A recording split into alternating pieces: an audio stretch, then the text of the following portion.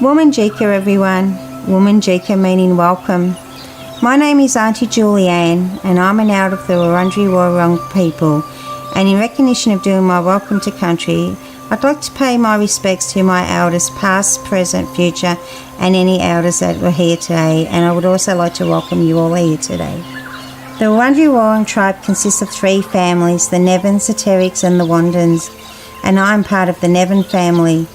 The three families all descend from one woman called Annie Bharat, which makes us one big family. Annie Bharat is the youngest sister of William Barrett, a pioneer for Aboriginal people in the 19th century, fighting for equality and land rights. I'm here today to welcome you all to the land of my ancestors. We call the land within our tribal boundaries our country. The Kulin Nation, Kulin meaning man, is made up of 5 groups. They are the Wurundjeri Woi-wurrung, Boonwurrung, Tanarong, Watharong and Dja Dja Wurrung. And to give you an outline of the Wurundjeri country and the area we cover. Wurundjeri country extends from north to the Great Dividing Range, east to Mount Baw Baw, south to the Moorabbin Creek and west to the Werribee River. We cover a diverse range of land from the mountains to the beach and everything in between. Many thousands of years ago, if an Aboriginal person from another tribe wanted to cross our boundary, they would have to sit at the boundary and wait for the Narragadah, which is the headman, or an elder to come past to give permission to cross. Traditional Aboriginal culture was highly territorial, and visitors risked a violent reprisal for crossing a tribal or clan boundary without this permission, and this is how a welcome to country originated in our culture. Traditionally, being welcomed to country meant you respected Bunjal's law. Bunjal the wedge-tailed eagle is our creator, and Wah the crow is our protector. And as long as you looked after the country, you had access to our waterways and our land resources. And when you enter our country, we ask that you respect our resources, our fauna, flora and water, as they are very special to us. And when you are ready to leave, we ask that you leave it the way you found it.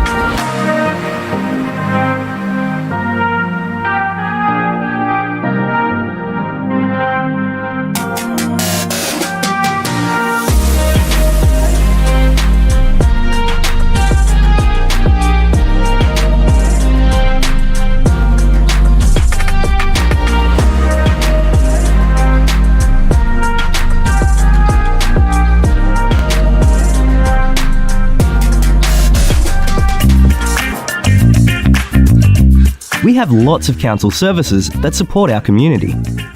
We support families with children, including health services for children and mums, vaccinations, playgroups, childcare, and kinder. We support young people in our community. Through events and activities, we have services that can support people with disability, older people, and carers and family of people with disability and older people. Our libraries support everyone in our community, help people learn new things, and are free to join.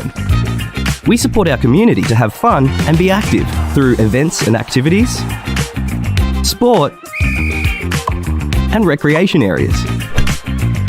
We help look after our places and spaces, the environment, and local businesses. We have laws to keep people safe, to make sure buildings are safe, to make sure roads and footpaths are safe, to make sure our places and spaces are safe. We make sure everyone follows the law to keep our community safe and happy. Moonee Valley. It's a great place to live, work, and visit.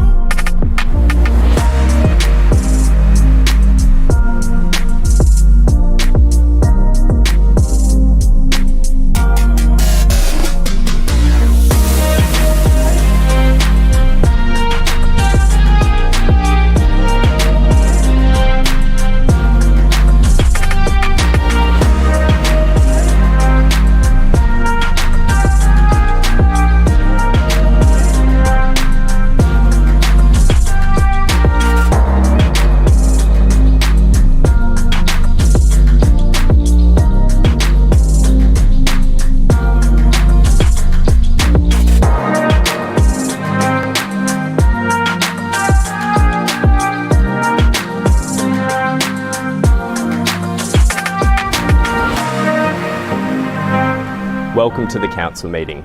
I'm Councillor Piers Tyson, Mayor of Moonee Valley City Council. We aim to get started every second Tuesday at 6:30pm. However, sometimes there are some delays behind the scenes that we need to work through, and we appreciate your patience. You can have a look at our agenda online for all the issues that we'll be talking about tonight, and we look forward to seeing you soon. Thanks. So every second Tuesday we work through our council agenda, and what that means is working through things from procedural, day-to-day issues, financial reports, all the way up to the most important things in Moonee Valley, in Victoria or in Australia. And councillors can put up alternatives to that, can put up our staff officers' recommendation, and we can debate that and vote yes or no at the end of the day.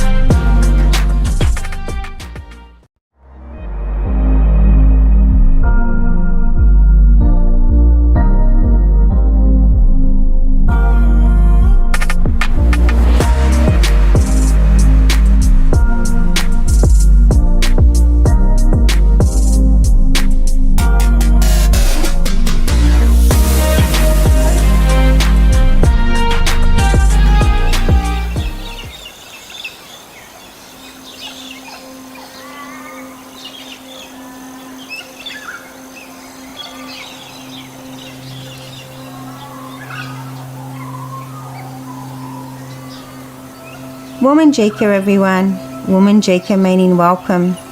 My name is Auntie Julianne and I'm an out of the Wurundjeri Woi-wurrung people, and in recognition of doing my welcome to country, I'd like to pay my respects to my elders past, present, future and any elders that were here today, and I would also like to welcome you all here today. The Wurundjeri Woi-wurrung tribe consists of three families, the Nevins, the Terricks and the Wandins, and I'm part of the Nevin family. The three families all descend from one woman called Annie Barratt, which makes us one big family.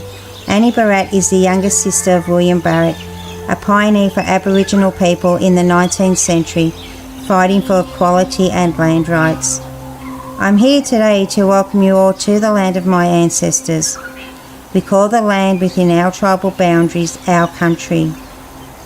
The Kulin Nation, Kulin meaning man, is made up of 5 groups. They are the Wurundjeri Woiwurrung, Boonwurrung, Tanarong, Wathaurong and Dja Dja Wurrung. And to give you an outline of the Wurundjeri country and the area we cover. Wurundjeri country extends from north to the Great Dividing Range, east to Mount Baw Baw, south to the Moretti Creek and west to the Werribee River.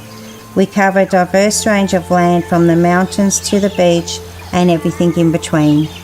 Many thousands of years ago, if an Aboriginal person from another tribe wanted to cross our boundary, they would have to sit at the boundary and wait for the Narragadah, which is the headman, or an elder to come past to give permission to cross. Traditional Aboriginal culture was highly territorial, and visitors risked a violent reprisal for crossing a tribal or clan boundary without this permission, and this is how a welcome to country originated in our culture. Traditionally, being welcomed onto country meant you respected Bunjil's law. Bunjil, the wedge-tailed eagle, is our creator, and Wah the crow is our protector. And as long as you looked after the country, you had access to our waterways and our land resources. And when you enter our country, we ask that you respect our resources, our fauna, flora and water, as they are very special to us. And when you are ready to leave, we ask that you leave it the way you found it.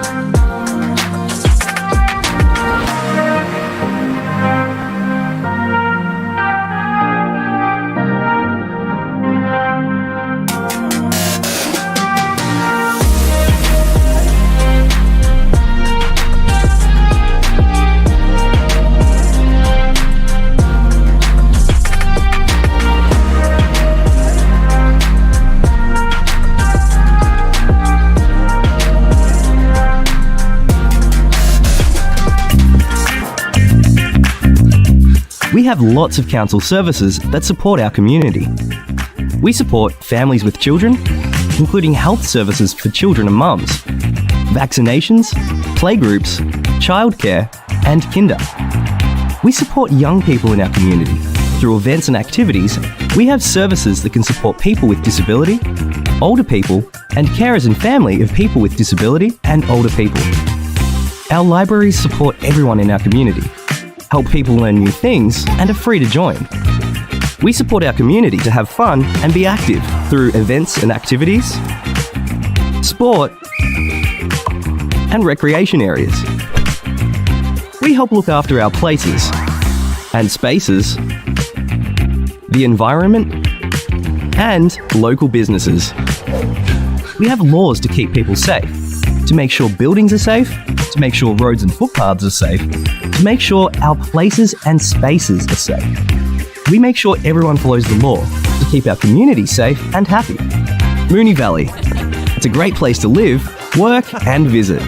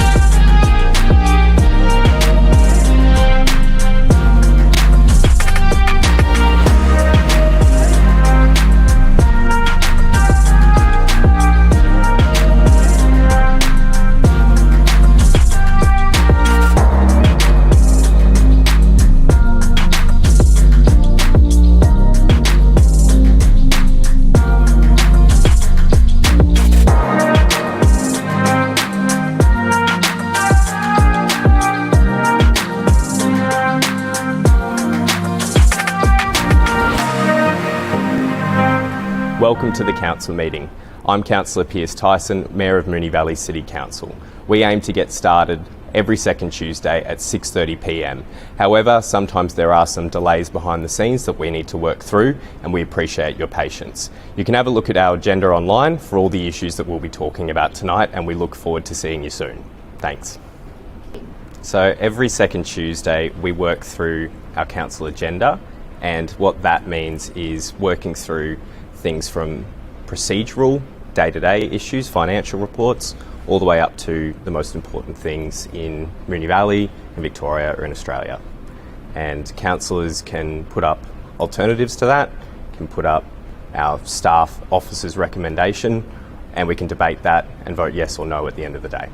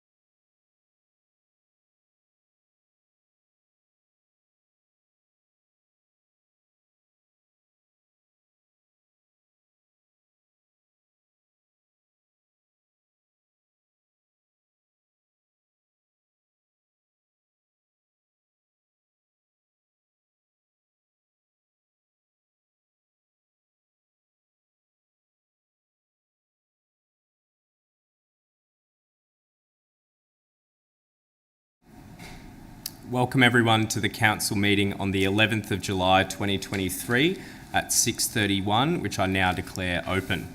I'd like to extend a warm welcome to the members of the public who have joined us in the gallery tonight. We've got a full house, which is excellent to see. As well as being live streamed, video recording of this meeting will be available on our website, so attendees in the gallery are advised that your presence may be recorded. I also ask that mobile phones be switched to silent mode during the meeting, and a reminder to the public in the gallery that under Governance Rule 75.1, personal video and audio recording in the chamber of the meeting is not allowed. On behalf of Moonee Valley City Council, I respectfully acknowledge the traditional custodians of the land on which we meet, the Wurundjeri Woi-wurrung people of the Kulin Nation, and pay respects to their spirits, ancestors, community members and elders, past, present and emerging. And we extend that respect to other Aboriginal and Torres Strait Islander people. Item 2 on the agenda is apologies and leave of absence. Councillor Nation, I note, is on an approved leave of absence. And I've also received a request for leave from Councillor Sypek. So can I please have a mover and seconder that Council grant Councillor Sypek a leave of absence for the period 5th to the 26th of July 2023 inclusive. Moved Councillor Bedio, seconded Councillor Byrne. I'll put that to the vote. All those in favour? And that's carried unanimously. Item 3 is the confirmation of minutes. Councillors, can I please have a mover and seconder that the minutes from the Council meeting held on Tuesday the 27th of June 2023 be confirmed. Moved Councillor Bedio, seconded Councillor Hodgson. I'll put that to the vote. All those in favour? That's carried unanimously. Item 4 is declarations of conflict of interest. Does any councillor have a conflict of interest to declare this evening? If not, we'll move on to presentations. Councillors, do we have any presentations tonight? Councillor Isa. Thanks, Mayor. I'd like to give a brief presentation on my attendance at the ALGA conference in Canberra last month. It's the Australian Local Government Association conference that's held annually. It's a fairly amazing energy when you get 1,000 councillors from across Australia to convene on Canberra during a sitting week. And there's lots of opportunities for networking, for hearing, sharing ideas across different councils, and for hearing from experts, and also speaking to MPs and advocating for our own needs in Moonee Valley. So we took part in all of those different activities at ALGA this year. Some of the areas in which I had an opportunity to share ideas on were climate, housing, and there were some particularly good presentations given with respect to the voice, and also a good session that I listened to on the service delivery that councils provide as a partner to other levels of government. In terms of meeting with members of Parliament, our delegation from Moonee Valley met with Bill Shorten, our federal member for Maribyrnong, with Emma McBride, the Assistant Minister for Mental Health, to do some advocacy for our Headspace facility that we're trying to get some funding for in Moonee Valley. I also had the opportunity to meet with Jed Carney and Minister O'Neill on behalf of the Mayoral Task Force for Asylum Seekers, with the excellent work that particular task force does in advocating for asylum seekers across Australia. And I also had the pleasure of sitting next to Matt Thistlethwaite at a dinner and was able to talk with him about the Maribyrnong Defence Land, which is of interest obviously to Moonee Valley and the future of that. Look, ALGA plays a really decisive role in advocating for local government, and there's real value in councils continuing our strong connection with the sector through attendance at ALGA. And I would also like to thank the Executive Manager of Corporate Affairs for accompanying the Mayor, Councillor Sypek and myself to ALGA this year. And I'm not sure that she's listening to me, but thank you, Executive Manager for Corporate Affairs. I do think that there's value in us attending ALGA each year, and hope that we're able to advocate for the needs of Moonee Valley residents. Thanks. Thank you, Councillor Isa. And I'd also like to give a brief statement on the Australian Local Government Association conference that I attended as well. I think echoing Councillor Isa's sentiments, it was a really productive session. I think we really advanced our advocacy priorities and really have clear on what we need to be doing to advance those, including a headspace for Moonee Valley for what is really an unmet demand across our schools in our most disadvantaged parts of Moonee Valley. I'd like to as well thank the Honourable Bill Shorten MP, who really was extraordinarily useful in giving generously his time to us, as well as helping us to connect with multiple ministers, members of parliament, as well as relevant departments in pushing for our grants program and really helping with a lot of the cost shifting that has gone on across the local government sector and really assisting us in meeting those bills and those grant timelines. I think as well it was really useful in terms of connecting with mayors across Melbourne, across New South Wales, across the Northern Territory too. There was an additional day on the final day of the conference, which was reinvigorating a program of the federal government's around local government that hasn't existed for about 10 years. It was really useful hearing from really the front of the cabinet, seeing and talking to probably at least a dozen federal cabinet ministers about their priorities and what local government can be doing to assist.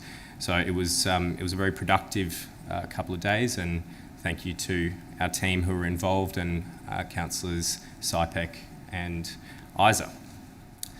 Are there any other presentations, councillors? If not, we move on to item 6, petitions and joint letters. And are there any petitions or joint letters? Councillor Bedio. Thank you, Mayor. Council has received a petition signed by 8 Moonee Valley landowners and residents of Leslie Road and Stanley Street, Essendon. The petition raises various concerns over the feasibility of the current proposal and requests Council to review the proposed zebra crossings and meet with affected residents to engage concerns and design changes. Thank you, Councillor Bedio. In accordance with Governance Rule 62.4, I refer that petition to the CEO for consideration. Are there any other petitions or joint letters? Item 7 is public question time, and we've received 7 questions this evening. And we have a few members of the gallery with us, I believe, to ask their questions. So is Ante Stipic here this evening? No? In that case, on behalf of Ante, he asks, given that the current car park is inadequate and does not contain enough spaces to support one match, let alone multiple games, given there are 3 soccer pitches at Strathnavor Reserve Strathmore, when will Council undertake a design study to determine options to extend the existing car park address the immediate safety need? And I'll refer to our CEO, Helen Swee, to respond. Thank you, Ante. Through the Mayor, a report to Council on 11th October 2022 provided an update on the review of parking in and around Strathnavor Reserve, which resolved to implement several interventions to address parking issues and poor driver behaviour. Council does not plan to progress the design work of a car park extension at this time. Thank you. Thank you, CEO. And Ante's second question is, as there is a serious safety concern of balls going over the existing 1.2 metre fence located on the west side of Strathnavor Reserve, hitting users along the walk path, when will Council increase the height of the fence from 1.2 to 4 metres, as was done on the east side a number of years ago to ensure the safety of all users of the walk path? And I'll refer to the CEO to respond. Thank you, Ante. Through the Mayor, thank you for raising the risk of errant soccer balls potentially striking other path users. When assessing risk, officers consider the likelihood of an incident occurring and the consequences of such an incident, bearing in mind existing risk controls. In this instance, given the current use of the field, the existing fence, protective vegetation behind the goals, and the proximity of the field boundary to the goals, the controls in place are considered adequate for the current use of the site. As such, no plans exist to increase the boundary fence height. Officers have scheduled a discussion on site later this week to discuss matters of concern to the club. Thank you. Thank you, CEO. Our third question is from Kay Oddie, who I understand is not joining us this evening. So on behalf of Kay, in endorsing the Nursery Corner Reserve Master Plan, can the land ownership and planning section be updated to include the Moonee Ponds Creek Corridor, which is now also covered by a significant landscape overlay, SLO, under the Victorian Planning Provisions Clause 12.03-1R-02? And I'll ask our CEO to respond. Thank you, Kay. Through the Mayor. At the time of developing the master plan, Amendment VC 201 had not yet been gazetted. Although VC 201 is not specifically noted in this master plan, any future works in the reserve will consider all applicable overlays as part of the planning process. Thank you. Thank you. Question 4 is from Rodney McLeod, who I understand is in the audience. So I'll ask you to come up to the lectern.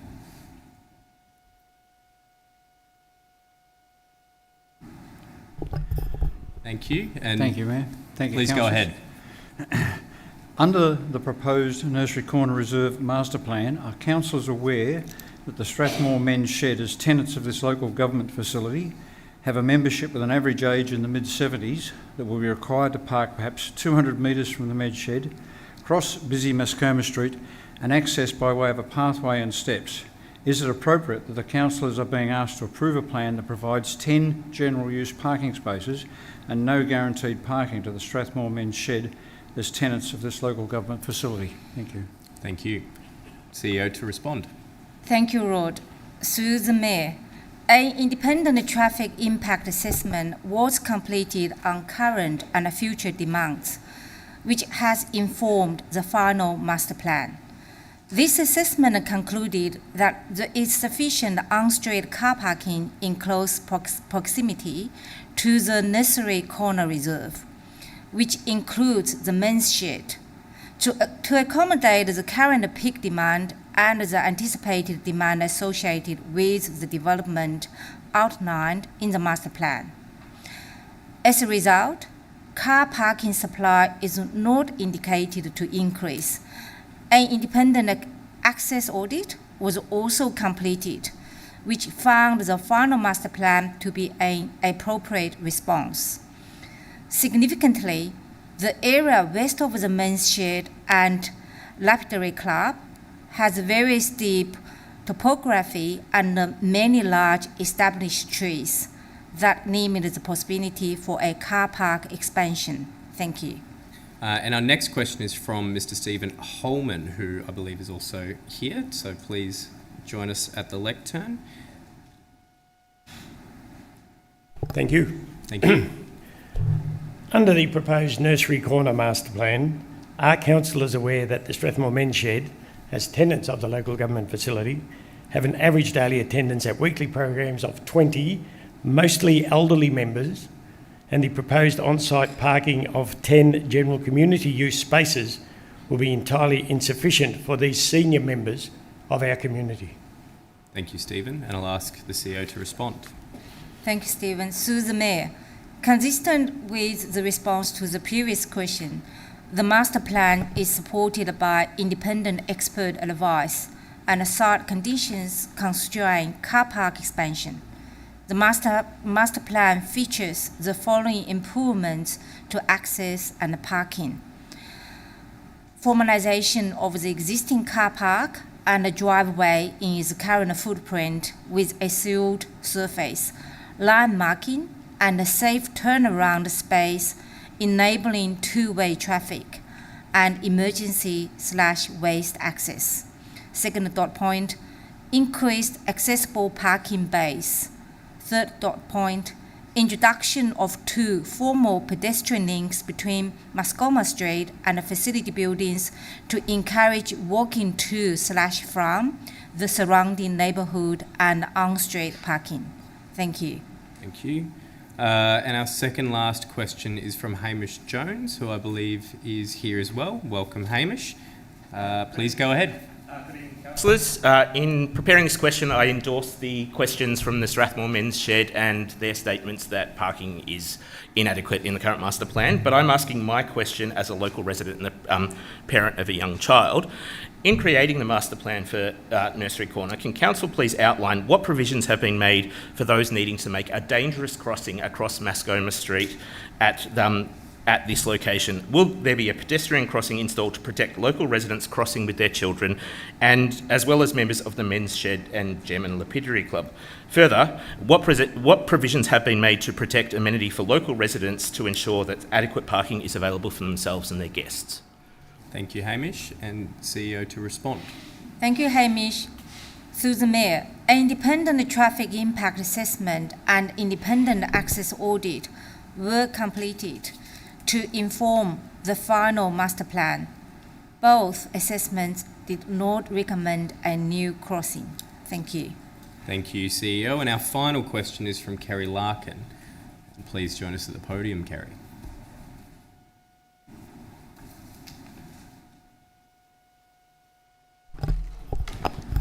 Thank you, Mayor and Councillors. Thank you. Under the proposed Nursery Corner Reserve Master Plan, are councillors not concerned that the lack of planning for community toilet facilities could well lead to the public to expect to use the facilities within the Men's Shed on program days with the associated OH&S risks?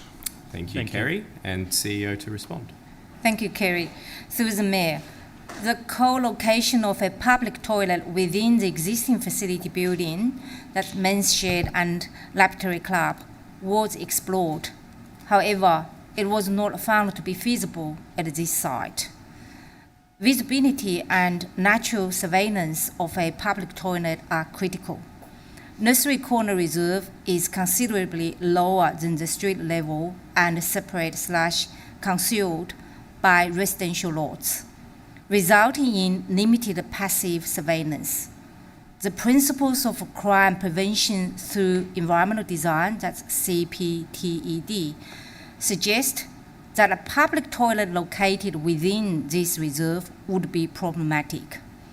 However, Council has been undertaking a municipal-wide assessment of public toilets in Moolee Valley, which looks at identified needs and principles to guide where facilities should be located. The areas adjacent to Nursery Corner Reserve have been referred to in the draft public toilet plan so that it considers whether a public toilet can be located within walking distance of Nursery Corner Reserve. Thank you. Thank you, CEO, and thank you to our questioners for joining us in person tonight as well. Item 8 is reports from delegates. Councillors, are there any reports on your responsibilities as delegates? If not, we move on to item 9, reports, and item 9.1 is endorsement of the Nursery Corner Reserve Master Plan. Councillors, do I have a motion? Councillor Sharp. Thank you, Mayor. I would like to move an alternative motion, please. What is your alternative? The Council resolves to A, note the summary of the Round 2 Nursery Corner Master Plan Community Consultation Report, Attachment 2. B, endorse the Nursery Corner Reserve Master Plan 2023 to 2038, Attachment 1, with the following change. 1, maintain the existing community facilities, access roadway and parking area in their current form. 2, update master plan images, tables, maps, text and references in accordance with 1. 3, amend page 6 of the master plan, land ownership and planning, to include reference to the recently gazetted significant landscape overlay. And C, note that delivery of the master plan is subject to Council's annual budget process. Thank you, Councillor Sharp.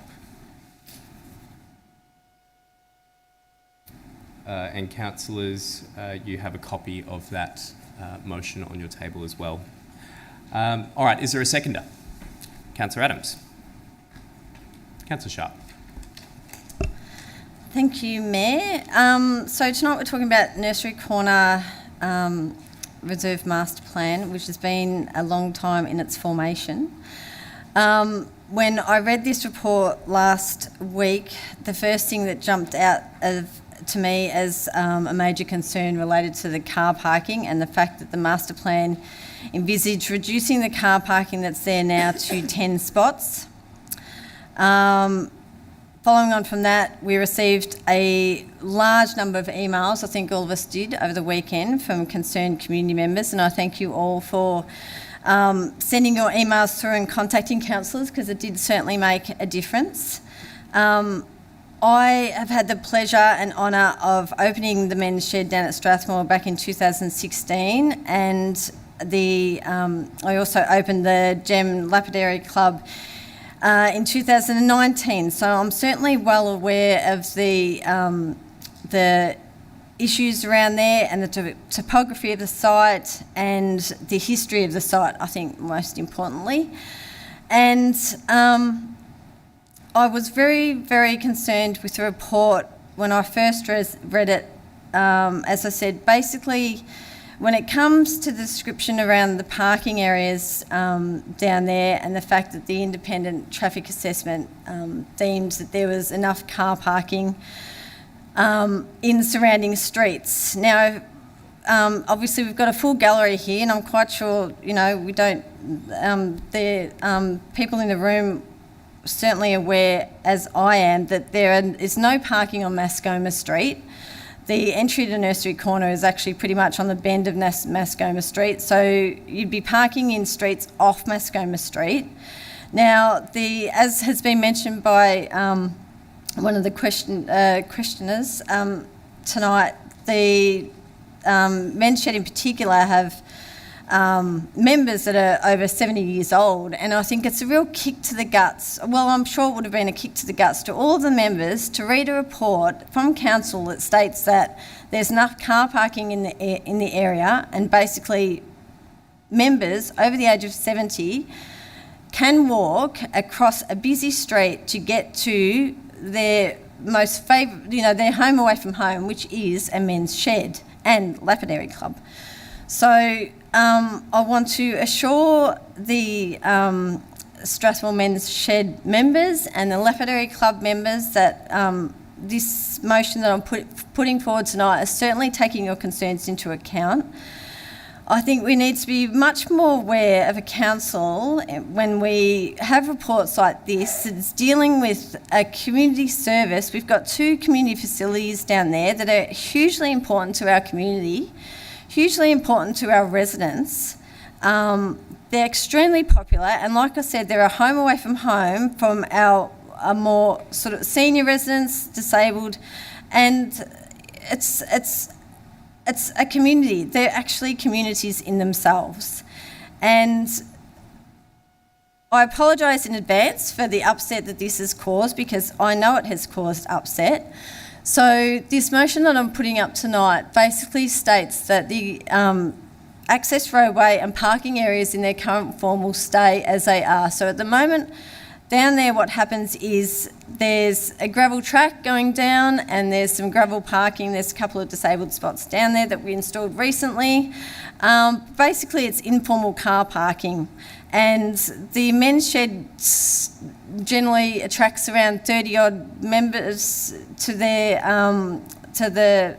sessions that they have, generally speaking.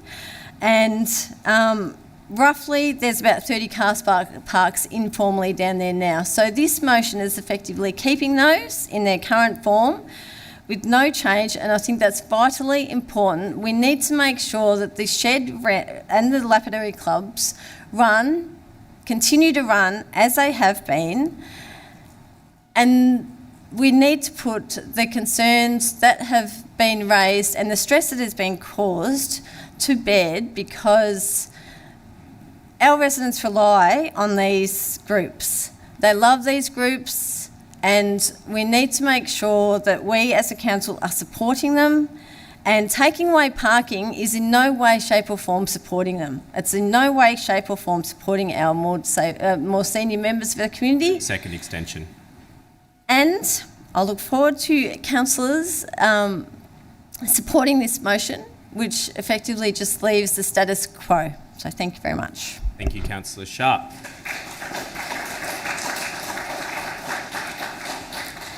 Councillor Adams.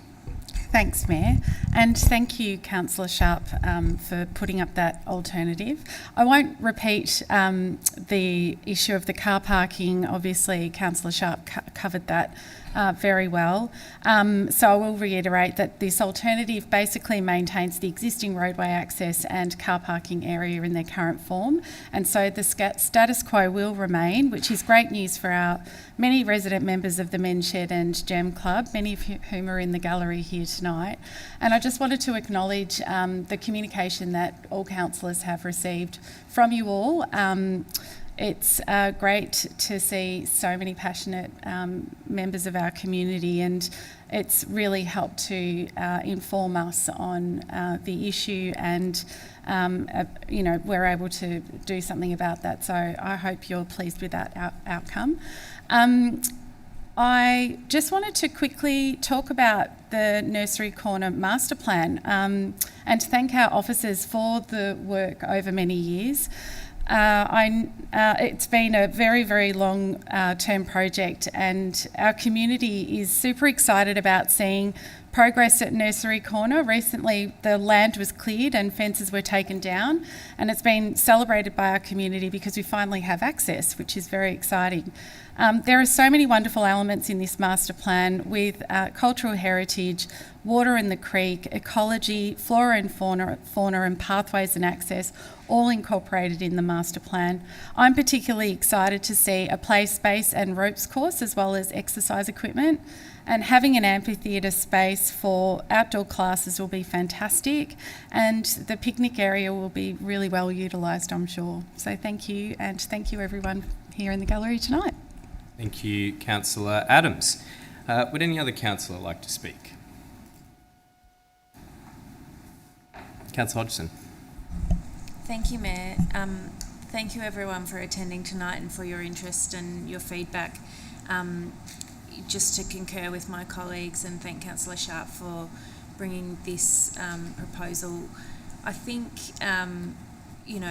hopefully this addresses the car parking demands. Apologies, I'm getting a word that people can't hear me. Hang on. Thanks, Sam. Nursery Corner is also a really special place, and it's been locked away from our community for a really long time. So I'm just really pleased to see this master plan come to us for endorsement, and look forward to seeing it come to life. I wanted to note that our Wurundjeri Woiwurrung elders have provided us with a descriptive name for the place, which is Ngawi Burrung. In Woiwurrung language means tranquil mist, and I think it really reflects what this place has come to mean to you all as regular users of the park, and hopefully will come to mean for all of the rest of the community who this space will be unlocked with some really exciting different places that our community can come down and share and use. So yeah, just really pleased with this master plan, and thanks everyone for the work that went into it. Thank you, Councillor Hodgson. Would any other councillor like to speak? Councillor Isa. Thanks, Mayor. Look, just briefly, I wanted to thank all of the residents, and some of whom obviously are here this evening, who've contributed to the feedback, the consultation processes, and have this being part of that consultation, your presence here tonight to help us to understand the needs of the community with respect to such a beautiful area. A lot of the consultation also focused on a desire to really see the area focus on natural ecology, biodiversity, natural play spaces, an urban forest, and a focus on Indigenous plants and revegetation, particularly for the habitat of frogs and the birds, and really an emphasis on land care in this area. So it's lovely to see the master plan pick up on all of those elements and really put forward something that I think will create a space that we don't really have in Moonee Valley at the moment, which is something that merges play space with some of these really natural and ecological elements. Obviously, access and toilets, as we heard tonight, arose as an issue during the consultation. And look, I do really sympathise with the request for a toilet to be on site, and I do think that's something that we might need to solve, particularly if this does become a favoured destination for families and for schools. There's mention in the master plan of schools making use of the site, and I think that's a little bit tricky if there's not a toilet, an accessible toilet, particularly on site. So I am hoping that we might be able to explore that further. And I note that the master plan does make reference to, or the comments make, the report makes reference to the toilet plan that we're doing at the moment. And when that comes back to us, there might be an opportunity for us to find a way to make something accessible to this site. I'm glad, thank you very much, Councillor Sharp and Councillor Adams, for putting forward something that I hope responds to the excellent representations that the community's made to us this evening, and thank you so much for taking an interest in this, for sharing your views with us. I think we've heard them and hope that we've put forward something that can meet those expectations that you have. So thank you. Thank you. Councillor Isa. Would any other councillor like to speak? Councillor Bedio. Thank you, Mayor. Look, I'll just quickly thank you, Councillor Sharp, for bringing forward what I believe is a fantastic compromise to a really exciting project, and thank you to all the submissions and contact that I've received in relation to the matter of the car parking, and I think this is an excellent outcome. I am considering moving a slight amendment to the end, though, just in relation to the concerns for the toilets, to read an extra point D. So you're moving an amendment, Councillor Bedio? Yes, Mayor. Yep. That the officers to provide a report to Council in alignment with the toilet plan about the feasibility of a public toilet in Nursery Corner.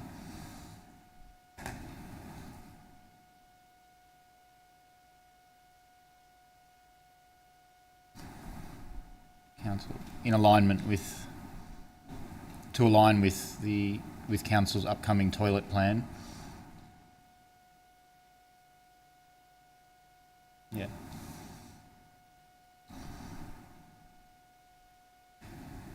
In relation to the feasibility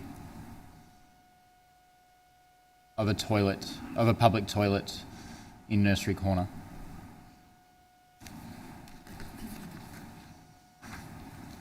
Thank you, Councillor Bedio. I'll just ask you to read that again just to double check everything's correct, and then I'll ask for a seconder. Yep. Thank you. Is there a seconder for that amendment? Councillor Isa? Councillor Bedio, would you like to speak to your amendment? Thanks, Mayor. Look, I believe it's quite succinct. Council's already doing the work on our toilet plan. The feedback's been loud and clear that we should be looking at a public toilet in Nursery Corner. And if we are already doing that work, then let's include that as an option in the upcoming toilet plan. Thank you. Councillor Isa, would you like to speak?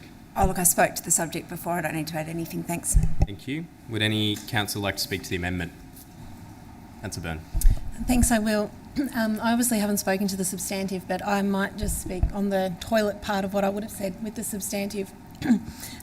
Excuse me, sorry. Which is, I also have concerns about the lack of facilities in and around this area. However, I'm very mindful that in the Green Spine, when we did the Green Spine a number of years ago, the community said at the time, we're going to need a toilet in this beautiful new area. And the feedback came back at the time to say, no, you don't, it'll be fine.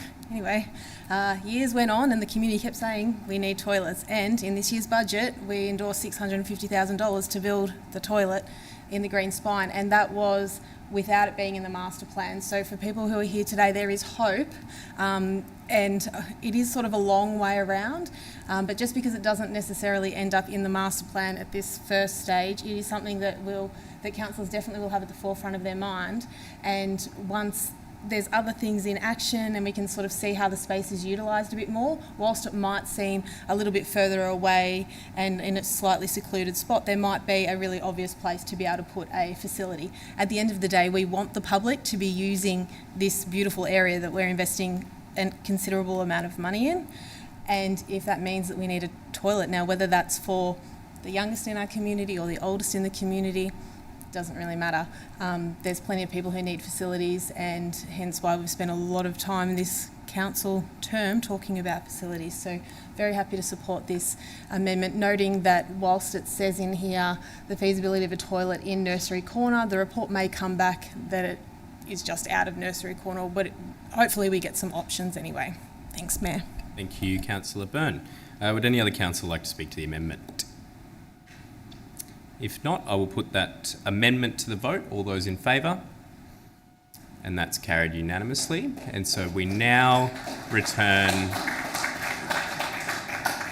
to the substantive motion after that amendment. And I only have Councillor... Councillor Bedio, you were speaking. Would you like to continue? No, nothing further to add. Thank you, Mayor. Thank you.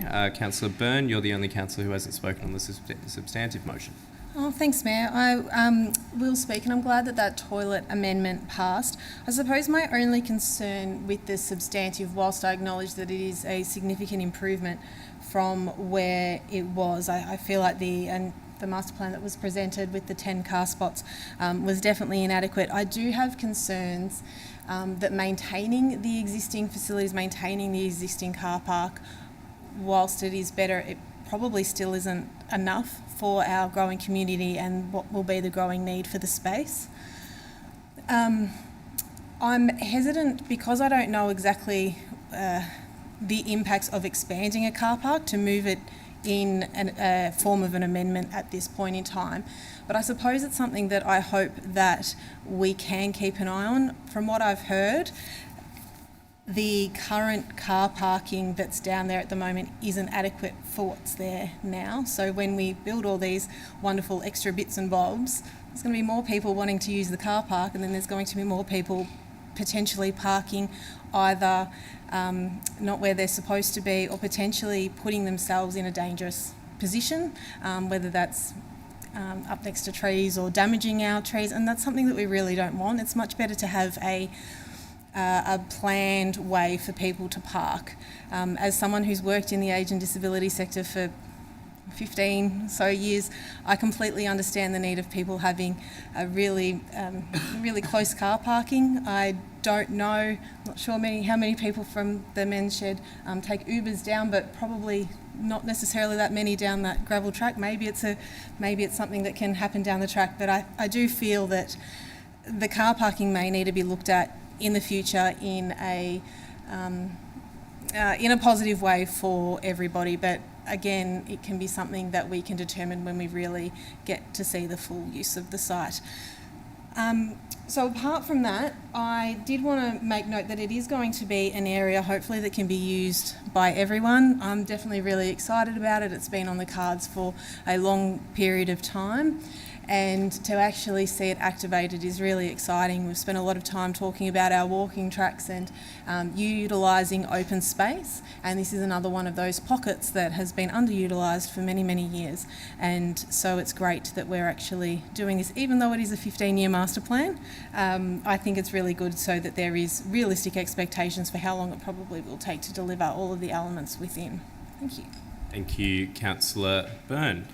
As there hasn't been any dissent, I will put that substantive. I might ask.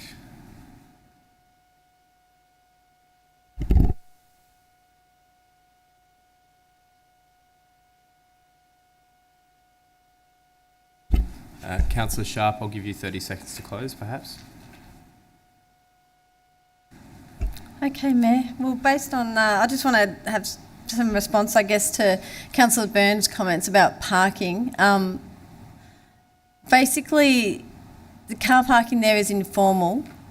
Councillor Byrne mentioned about potentially needing more car parks in the future and not being adequate in its current, leaving it in its current form. But basically, its current form is working. The men's shed's been operating since 2016, the Lafadary since 19. 30-second extension. Oh, thank you. And Lafadary since 19. So basically it is working. Basically what council can meddle in too many things, and council's really meddled too much in this. Just let the community facilities run as they've been running. Let our Strathmore Men's Shed and Gem Club members operate as they have been operating. Parking as they have been parking for the last number of years, there's never been an issue. I don't see Nursery Corner as being a destination playground area where everyone's going to be driving to. It's hidden in the back of Strathmore along a walking track, so I see people walking there rather than driving. Thank you. Thank you, Councillor Sharp. I will put that to the vote. All those in favour, and that's carried unanimously. I'd like to thank all of our members of the public who have joined us in the gallery for this particular item, and I appreciate all of the contact you've made with myself and councillors and your well-thought correspondence, so thank you.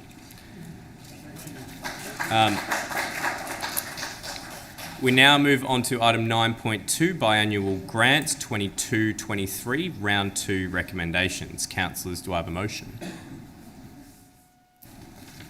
Councillor Isa. I'll move the officer's recommendation. Thank you. And a seconder, Councillor Bedio. Councillor Isa. Just if you can just give me a second, sorry, Mayor. That's all right, and we've obviously got some movement in the gallery, so please take a moment if you need it.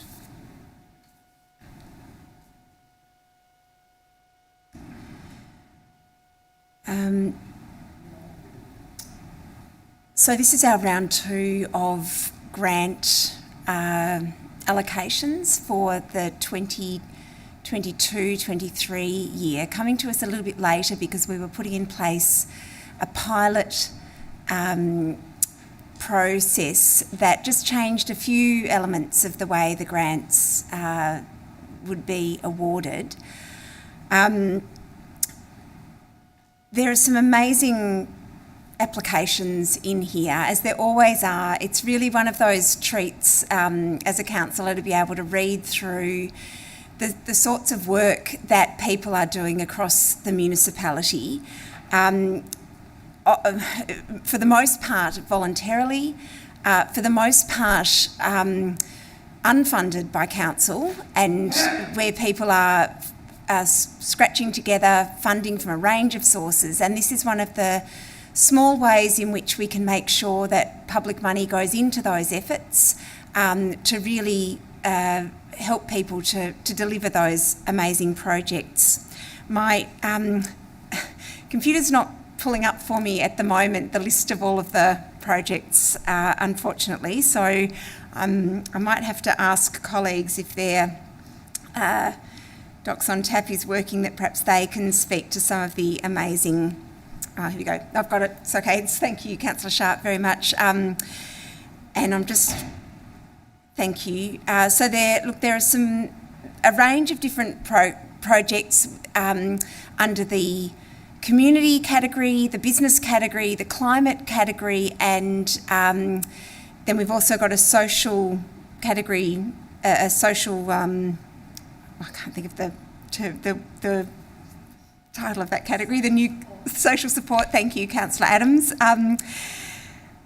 So some of the terrific projects have been put forward by sporting clubs, the Avondale Heights Sporting Club, the Association of Ukrainians in Victoria, doing in fact some environmental work on a building, cultivating community, the tennis, rowing, then to the Essendon Symphony Orchestra, so we're covering sports and arts.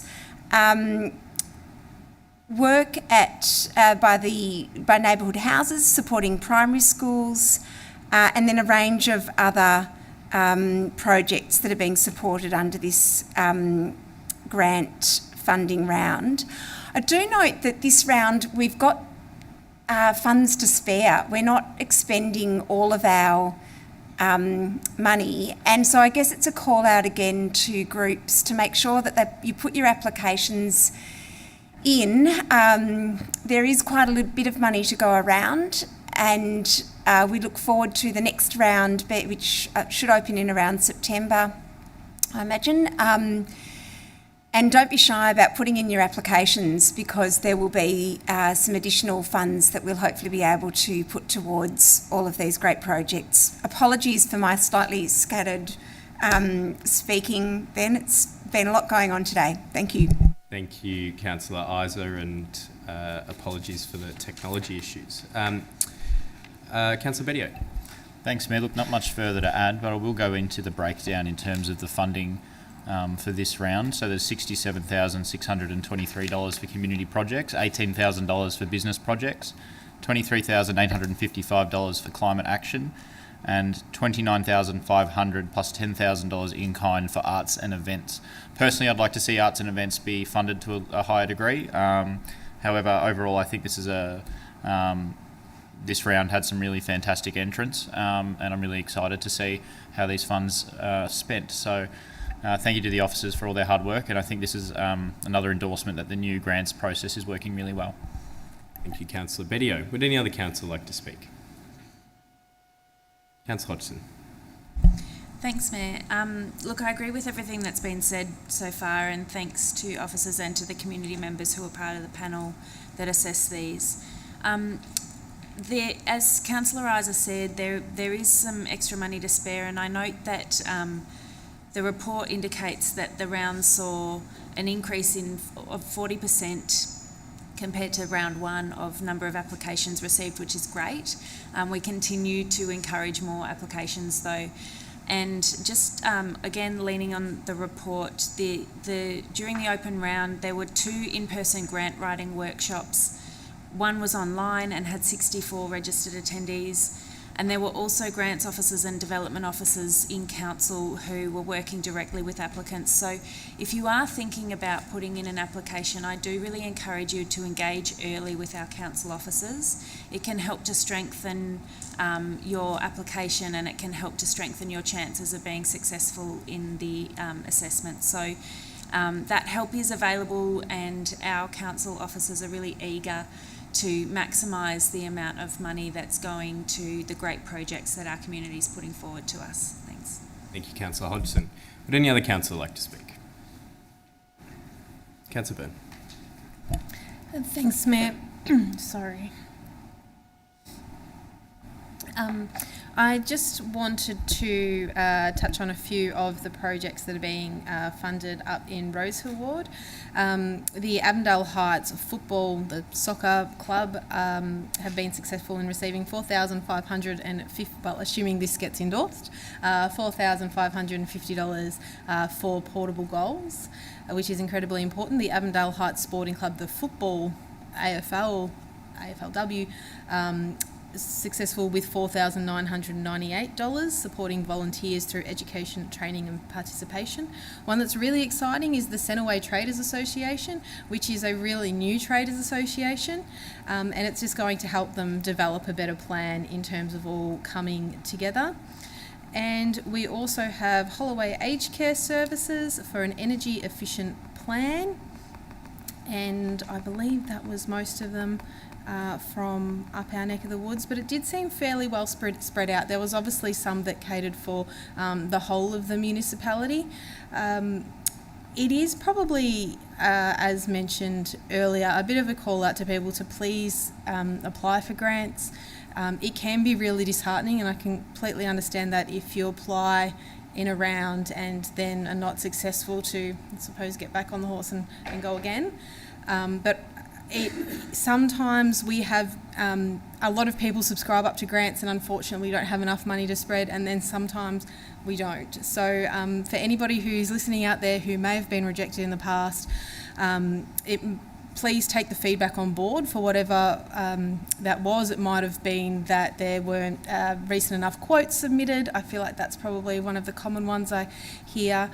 Please have another attempt, because we love funding these community grants. It was something that the late Jim Cusack was actually incredibly supportive of, and always thought the amount of money that we had going out towards community grants was way too low, and we should actually be putting way more money in here and funding lots of different community projects, because what a particular group within the community can do, they can often do it sometimes better, or just in a different way than what council can. So it seems exciting. All of the list of all of the funded items will go up, is currently on the agenda on the website, but also will be uploaded onto the website in the near future.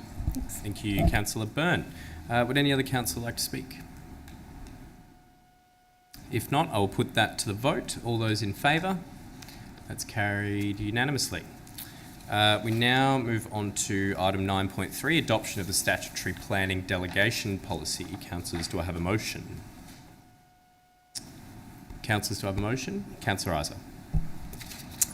Mayor, I would like to move the officer's recommendation with some amendments to point A.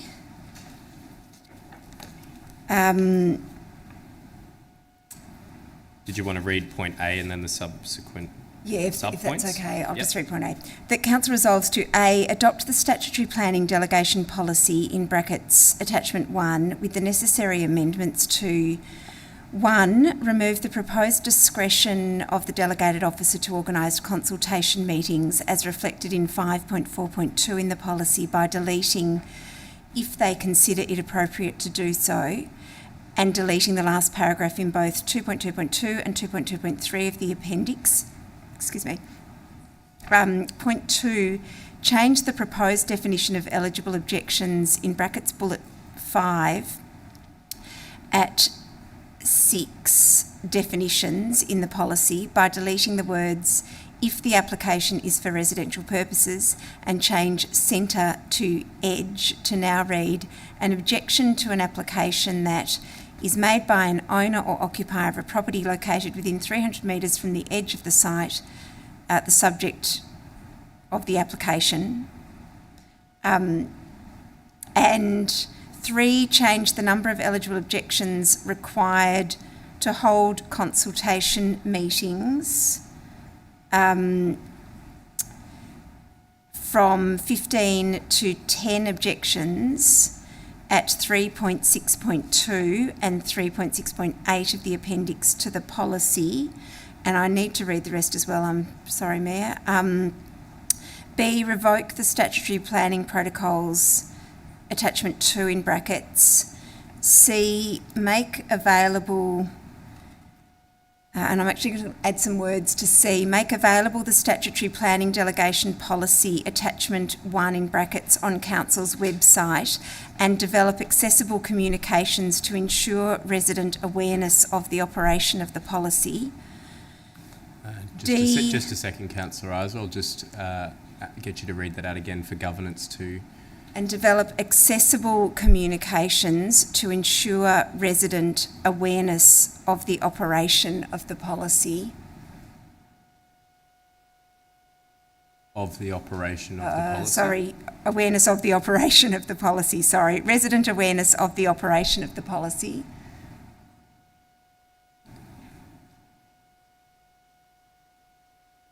D. Yep. Go ahead. D, Councillor. allow for minor editing in brackets non-material and typographical changes to the statutory planning delegation policy as required. E, note that there will be a review of the statutory planning delegation policy in 5 years' time or earlier if required by the Council. F, update its S6 instrument of delegation to members of Council staff to ensure consistency with the statutory planning delegation policy. Thank you, Councillor Isa. Are all councillors aware of what's been moved? So there are... Yeah, I just added those. So there was distributed on paper as well as an additional additions to point C. So point Councillor C Sharp, is do you the have a point of point of clarification, Mayor, please, yes. So point C, extra words, is the only difference from that which we have been That's distributed. correct, yes. Okay, thank you. Just those additional points. I'll read out point C for all councillors' benefit. Make available the statutory planning delegation policy attachment 1 on council's website and develop accessible communications to ensure resident awareness of the operation of the policy. Are all councillors comfortable with what's been moved? Thank you. Is there a seconder? Councillor Bedio. Councillor Isa, would you like to speak to your motion? And my apologies to my colleagues. I did add the additional words to point C and didn't quite get time to send the email with those, so I hope that the intent of those words is clear. It's really to make sure that the way in which we communicate the changes to this policy is clear for residents, being something of great interest. And I guess that's where I want to begin in talking about this is that planning is often the first point of contact that residents have with council as an objector or as an applicant. It's often the introduction to how council affects our lives. It can be positive or it can be less than positive. What we really want to make sure in this policy is that we get the balance right between our planning processes working consistently, transparently, efficiently, and making sure that residents' experiences as both an applicant and an objector are clear and consistent and well understood, and that everyone feels like they're getting a fair go. Our policy has been up for review, and we're making a few changes to the internal processes. None of this, however, changes the rights of applicants or the rights of objectors. So there's nothing new about the way the planning system treats objectors and treats applicants. What we're adjusting here slightly is really just what decisions come to council and to councillors for decision making, and what decisions are made by officers under delegation. And we're trying to streamline our processes with the recommended best practice that's put forward by the state government. So we're trying to take that on board. We're also trying to learn from the things that really frustrate both applicants and objectors in this process. And we're trying to make a system that is really fair. If we get it wrong, if we have pushed the needle in the wrong direction too far, we can always make adjustments again. This is a process that is under constant review where we're trying to get this balance right. The important changes that were in the draft policy, or one of the important changes... Councillor Eyes, I'll give you an extra 30 seconds. Unfortunately, the clock is right. I'll give you an extra minute, actually. The clock's wrong, unfortunately. Okay, sorry. I'll just talk as quickly as I can. And perhaps colleagues can fill in gaps. The proposed policy that came to us changing some of the numbers of objectors as triggers for things to come to council, and that people know, people have had experience with planning, know that magic number 10 of the objectors being the number that's needed to come to council. Now that's not changing, but there are some parameters around how those objections are assessed. And so, which is why I've added that point to point C, is that I really wanted to make sure that those changes are communicated clearly to residents, and perhaps colleagues can expand on that. There are some other changes to when things will come to us when they're at VCAT, but I'm comfortable that there are sufficient safeguards that are built into that, and that councillors can call things in if we are particularly concerned, and I'll leave it to colleagues. Thanks. Thank you, Councillor Eyes, and apologies for the technology error. Just to check that the clock can reset. Great. Councillor Bedio. Thank you, Mayor. This is an incredibly important policy. Especially to planning nerds like myself, I find this policy to be really interesting because it does can have a significant impact in the speed at which we can process planning applications. And again, I'd like to thank the planning team for all their hard work over the last couple of years in improving that process. We've seen dramatic improvements to our planning processes here at Moonee Valley, which has led to much faster decisions being made. I'll touch on some of the important changes that colleagues and I have made in terms of this policy. So we have kept the objection number, as Councillor Isa said, for a call into council to be 10. What was proposed was 15, but we felt that 10 was still adequate for ensuring that councillors have visibility over the applications that are important to the community. A significant change that we have made, however, is that the objections made within 300 metres of a property will be counted, we will only be counting objections made within 300 metres of a property, but that will be also for non-residential buildings. Traditionally, it was for residential developments only. However, now this will be for all developments in Moonee Valley. So if an objection will only be counted as one of those 10 if it's made by an occupier within 300 metres of the subject site. I think that's really important because it ensures that the objections are relevant and it stops unnecessary petitioning for certain developments. Sorry, just reading through. Keeping it, we're changing it to 300 metres. And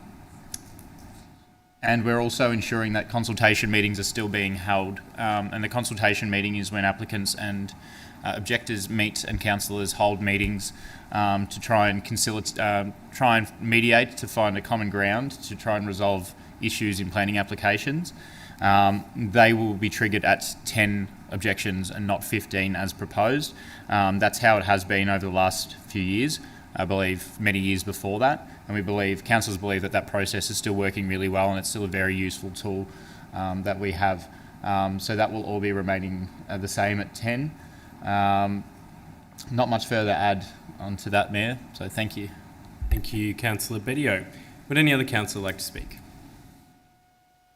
Councillor Isa on Can I ask a point of clarification, if I can? So there's just been a query here, and I think it might be easy to clear up.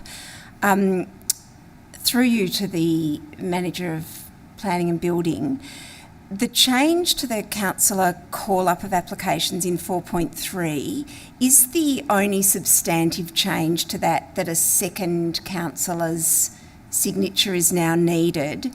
Am I right in understanding that the requirement that there be reasons justifying is not going to that's not an extra threshold that has to be met for the call-up to be accepted? Thank you, Councillor Isa.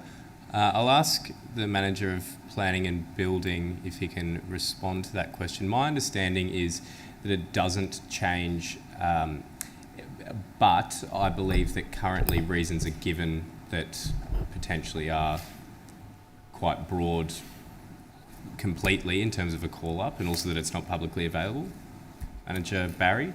Sorry, Mr. Mayor, the last point about the publicly available. So just to Councillor Isa's point of clarification around call-ups, the question was, is there any substantive change beyond having a second councillor? The second signature is one of the big changes, and that's based on the guidelines from the Department of Transport and Planning. That's their suggestion in their guidelines for delegations. So that has been incorporated. But the wording and the descriptions around the reasons has also been expanded slightly. It was previously included, but not in the protocols. It was more included in the form and not specifically in the protocol. So we're adding that as well, to say that the reasons for the call-up and why it shouldn't be assessed by or decided by officers, but rather come to council for a decision. So that's been made clearer in the wording. Do you have a follow-up point of clarification? If I may, is it a threshold, the provision of reasons, do councillors, is it right to interpret that councillors have to provide adequate or sufficient reasons for it to be called up, or is it more just a procedural element that we need to articulate those reasons, that it will be transparent, but it's not a criterion that needs to be met for the call-up to be accepted? Manager Barry? That's correct. And the policy also requires that those we have to keep record of all those call-ins, and that's also available. I guess it will be available on council's public advocacy page, so that if anyone wants to question it, they'd be able to see what the reasons specifically were. So we have to keep record of that. Yes. Thank you. Any further points of clarification? Would any other councillor like to speak to the motion? Councillor Sharp. Thank you, Mayor. Could I please move an amendment? Yes. What is your amendment? To add A.4 An A4, yep. An A4. Under 4.3, remove reference to the second councillor being required to sign for call-ups of applications.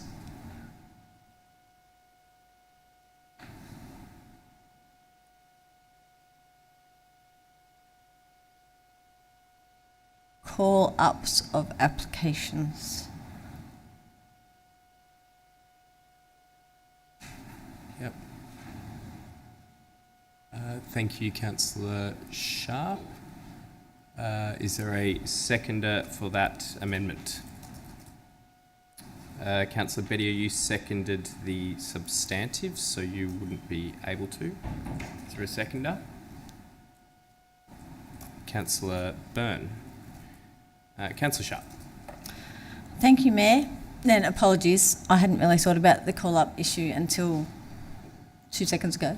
But the call-ups have been working well for the number of years that we've had them in place, as in any one of us, any one of the 9 of us can call up an application if we feel that it needs to be decided at through council. And I think that's a really, really important function that us as councillors should continue to hold, notwithstanding that this policy doesn't preclude it in its form. But we are moving to single member wards.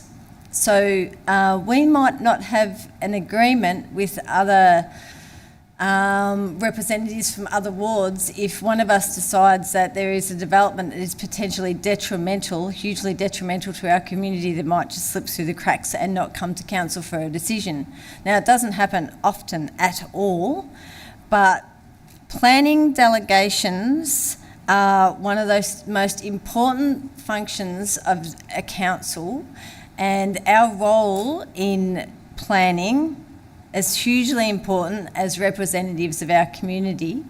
So I thank Councillor Byrne for seconding this too, thank you. I think it is really important that our role as councillors is not diluted when it comes to planning. I'll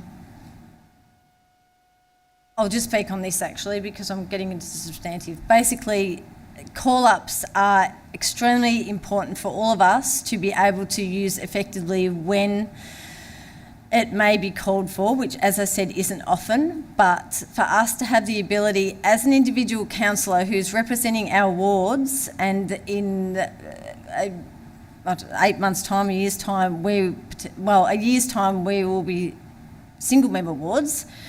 We need to be able to call in a development that we feel as representatives of our community needs to come to council for a decision, and I don't think that having another councillor sign off on something that we potentially believe in is a good way of decision making.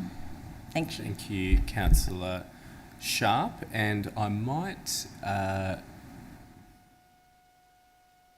call a quick 5-minute adjournment just to double check, because this policy is quite complicated, just to check that everything has been covered off in terms of the intention for yourself with our planning team and governance. So I'll call a 5-minute adjournment, returning at 7:45.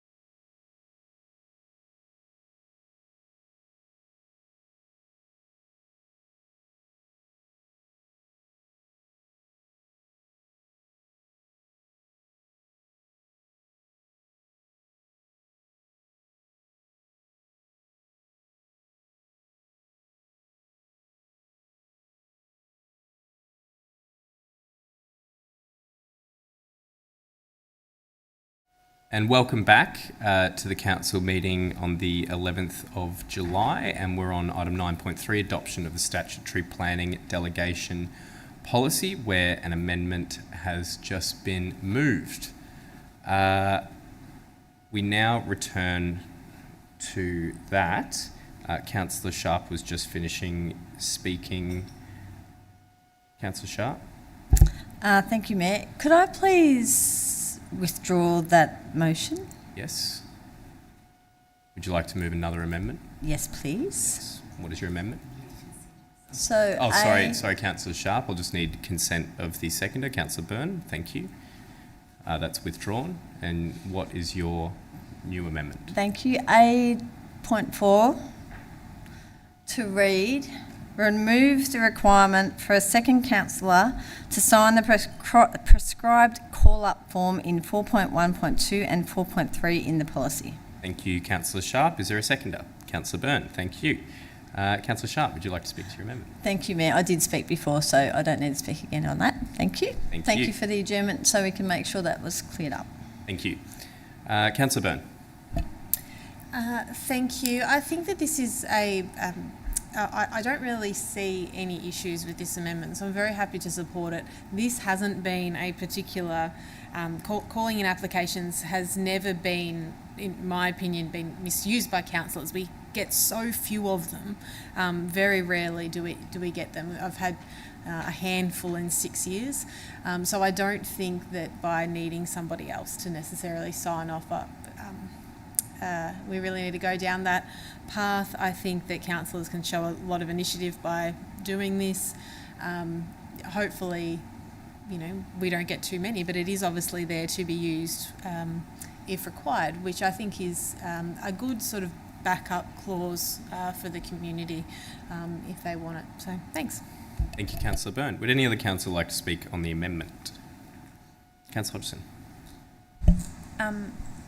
Thanks, Mayor. I also don't, I'm happy to support this amendment. I think that, no, I'm right, thanks. Councillor Sharp's point about single member wards is an interesting one, and that will, I'm sure, evolve over the next term of council in terms of how that works. Just in response to something Councillor Burns mentioned, we don't have many call-ups here, and I think that is an indication that we've struck a good balance with our delegations. It means that the thresholds are working, and I think just while we understand what some of the impacts of the changes to this delegation policy will be, it's prudent, I guess, to not change this call-up rule right now, and just understand that what the impacts will be, and make sure that we still have that balance correct. I think I won't speak to the substantive, I'll leave it there. Thanks. Thank you, Councillor Hodgson. Would any other councillor like to speak to the amendment? Councillor Isa. Thanks, Mayor. Look, I wasn't too worried about having a second councillor signing for a call-up, primarily because once something's brought to the chamber, you really need someone to second the motion for it to be able to be debated. So I had felt that the requirement that there be a second councillor to sign the form in the first instance was a reasonable measure. But equally, I don't mind if we retain the single councillor bringing it to the floor, because generally I think it's not, as was mentioned, it's not been overly used by councillors, and generally I think councillors probably wouldn't bring something forward if they didn't think that there was going to be some degree of reasonable support and debate for that.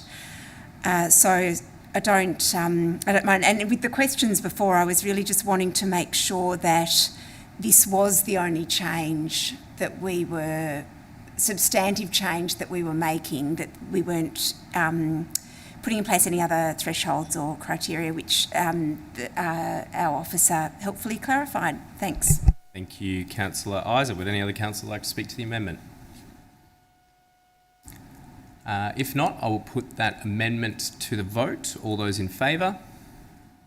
That's carried unanimously, and that's to now form part of the substantive motion. So we return to the substantive motion where Councillors Isa and Bedio have spoken. Would any other councillor like to speak to the substantive? Councillor Sharp. Substantive, yes. Thank you, Mayor. I mentioned just previously that statutory planning is one of the biggest roles that a council has and one of our biggest roles as councillors. So we need to make sure our delegations are right. Consultation meetings are really, really important, and over the past few years there hasn't even been many really for Buckley Ward compared to what there was in the previous, definitely in the previous few terms that I've been on. So whatever we're doing seems to be working, as in it's not causing undue delay with applications, having 10 objections that we have now, because we're just not seeing, or maybe it's just that we're not having the development in, I can only speak for Buckley Ward, but Buckley Ward, which isn't a bad thing either. But we as councillors need to keep our finger on the pulse regarding anything to do with planning. It's one of the biggest bugbears of people within our community, so the delegations are extremely important. I thank Councillor Isa and Councillor Bedio for your work done with this, because I certainly don't want to see consultation meetings being decided whether we have them or not have them. It needs to be clear cut that we have them if there's a certain number of objections, as it has always been. So I'm happy that that is pretty much staying as it was. Also, the number of objections will remain at 10 rather than go to 15. I think that's really important. And there's a tidy up of the 300 metres around subject sites and how that works with the different zonings, residential and commercial. So thank you for tidying all that up, because I think it makes for a stronger policy and it puts us as councillors in a better position to be able to decide on, well, actually to see applications and to hear from the community firsthand about those that really concern them. I think that's really important as our role as councillors. Thank you. Thank you, Councillor Sharp. Would any other councillor like to speak? If not, I'll put that to the vote. All those in favour? It's carried unanimously. Item 9.4 on the agenda is the Governance Report Quarter 2 2023. Councillors, do I have a motion? Councillors? Councillor Bedio, Councillor Byrne. I'm happy to move the officer's recommendation. Thank you, Councillor Byrne. And a seconder, Councillor Bedio. Councillor Byrne.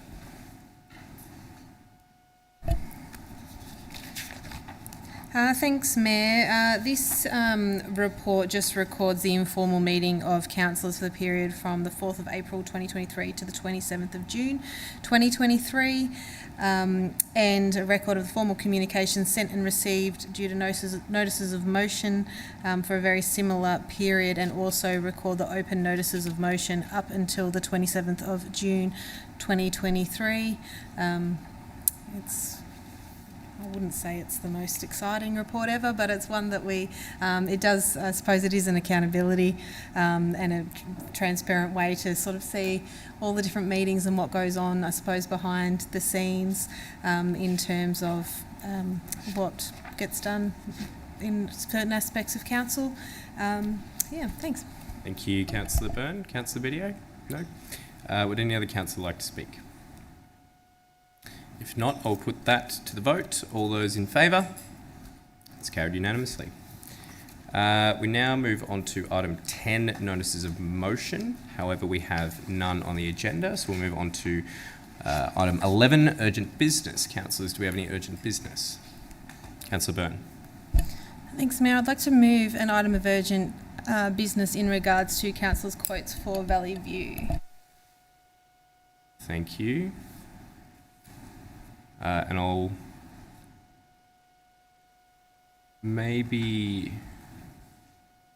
adjourn the meeting just for 5 minutes to get myself across any possible motion that's moved.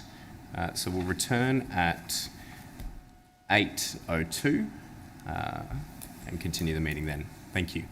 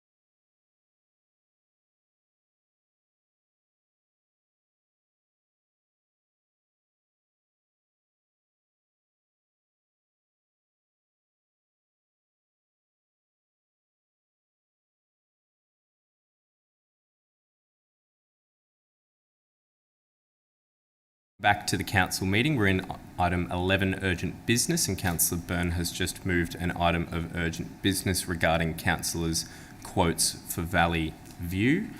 And I'll call on Councillor Byrne to move the motion as to why this matter be considered an item of urgent business. Thanks, Mayor. That an item councillors' quotes for Valley View be considered urgent in compliance with our governance rules 25.2.1, 25.2.2 and 25.2.3. Thank you, Councillor Byrne. And before I ask for a seconder, does any councillor have a conflict of interest in the urgent business to their knowledge to be considered? No? Councillors, do I have a seconder? Councillor Bedio?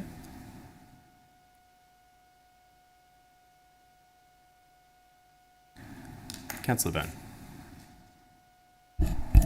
Thanks, Mayor. Obviously, this is to decide whether or not this can be admitted as urgent business. So 25.2.1 relates to or arises out of a matter which has arisen only since the distribution of the agenda. This particular matter has arisen in the past week or so, I suppose. We need to submit councillor quotes for Valley View every few months, and there were quotes that were submitted that there's potentially been some issues with, so it definitely has. 25.2.2 is confined to a matter that cannot safely or conveniently be deferred until the next council meeting, or the item involves a matter of urgency as determined by the CEO. The Valley View quotes, they need to, they should have already been done by now. Obviously our Valley View needs to go off to print, so waiting for another fortnight to raise a notice of motion would mean that it would miss the even the extended cut-off date that we have been given to resubmit quotes. And 25.2.3, it cannot be addressed through an operational service request process. Well, this obviously isn't an operational service request, so therefore the process wouldn't be appropriate. So I do believe it ticks all of the boxes for it being required to be considered as urgent business tonight. Thank you. Thank you, Councillor Byrne. Councillor Bedio? Thank you. Would any other councillor like to speak on why this be considered urgent? Councillor Isa. Could I just ask a point of clarification with respect to the date that this matter arose? I think the comment was that it was in the past week or so, and it needs to be since the agenda was distributed, which is Thursday or Friday. So I just seek some clarification that this has arisen since that time. Thank you, Councillor. Is that to the mover of the... the mover? Yep. Thanks. From my knowledge, yesterday. Thank you. Yesterday was the answer. Councillor Isa, did you want to speak to the motion?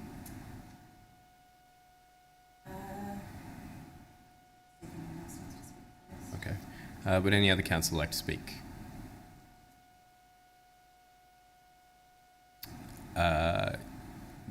If not, Councillor Isa.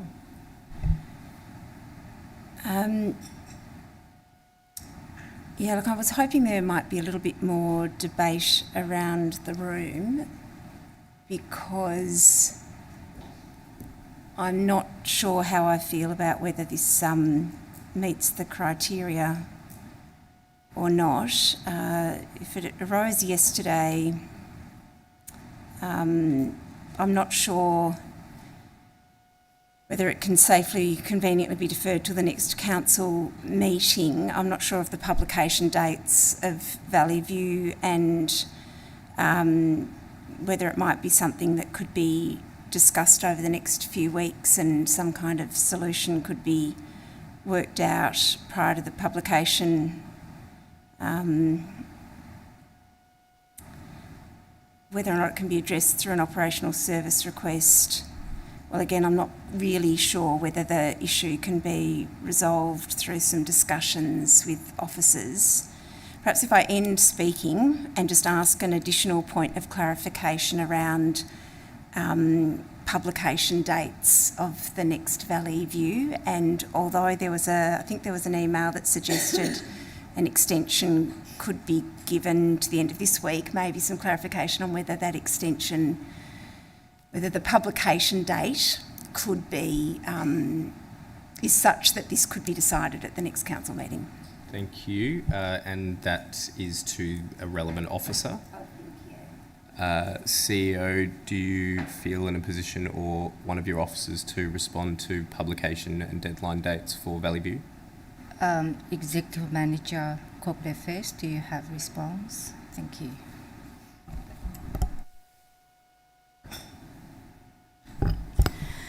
Thank you, Mayor, Councillors. The absolute drop-dead date is 24th of July. That is actually the day we need to go to print. So if there's any typos, any slight editorial changes, it's going to be too late. We always like to have a buffer to make sure that we can confer with councillors if there's double quotes, for example, those sorts of things. So yeah, we have done to the end of next week, which allows our staff to do quality check, final edits, proofing and so forth. Thank you, Mayor. Thank you, Executive Manager. Thanks. And finish speaking, Councillor Isaac, thank you. Would any other councillor like to speak? Councillor Sharp. Thank you, Mayor. I guess I'm a little bit nervous about this because it refers to quotes for Valley View, and anything regarding what councillors say is, well, we're governed by our code of conduct, obviously, but also the media protocols as well.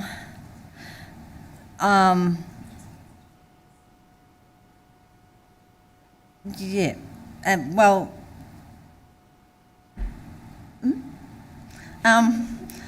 yeah, so I guess if we're talking about quotes in Valley View that are quotes are governed by all other policies, I understand there might be a need for this to be urgent, but if it's an issue with how the policies are written potentially, then I think that potentially needs to be looked at potentially. Look, it's a very difficult matter, this one, I think, for me anyway. I can understand the concerns of Councillor Byrne, but yeah, I don't know that we really want to be opening this Pandora's box, to be honest, so I'll leave it there. Thank you. Thank you, Councillor Sharp. Would any other councillor like to speak as to why this be considered urgent? Councillor Adams. Thanks, Mayor. I guess I've got concerns with 25.2.3, where it cannot be addressed through an operational service request process. Obviously, I'm not involved in this particular motion that's been brought, or urgent business, but I'm